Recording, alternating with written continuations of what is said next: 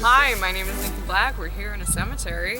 Welcome back to another episode of 5 Minutes Deep with Sidney. I'm Sidney, and I am here with stand-up comedian and poet warrior, Nikki Black. Hi. Okay. What's going on? When did Nikki Black become Nikki Black?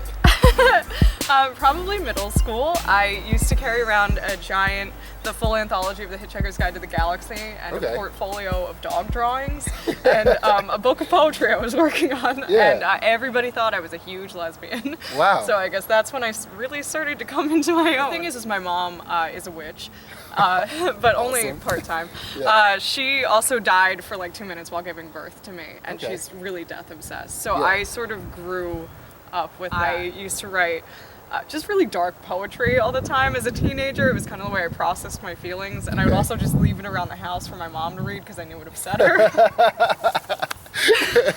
Your peers aren't necessarily people that share your perception. What is that like? Well, first of all, our society is very death denial. Yeah. When we have viewings, we dress people up like they're still alive, and that to me is weirder than death being a thing. Okay.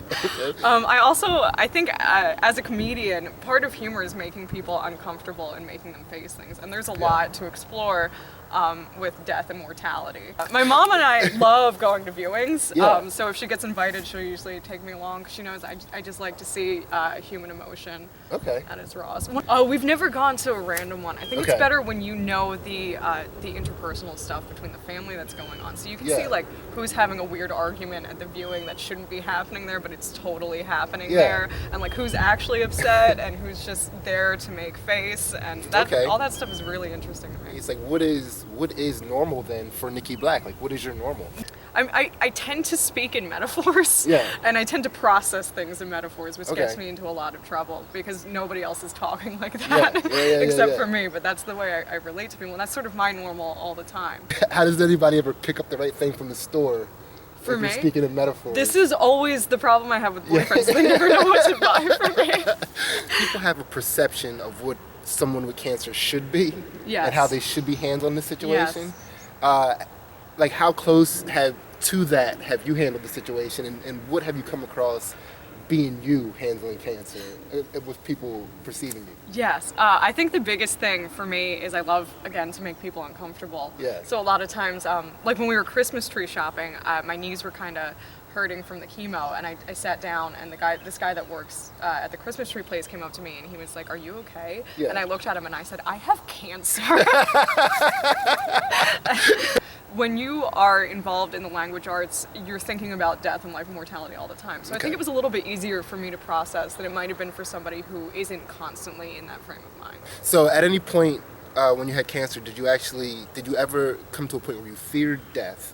I would definitely say that I never feared death. My prognosis from the beginning was very good. But it did teach me a lot about who I am as a person and a lot about what it means to be a person. For instance, I had never hurt just physically in the ways that I was hurting when I was going through chemo and all that stuff. So I learned a lot about what actual pain is and how relative all of my experiences up to that point in time had been. What was the epiphany then?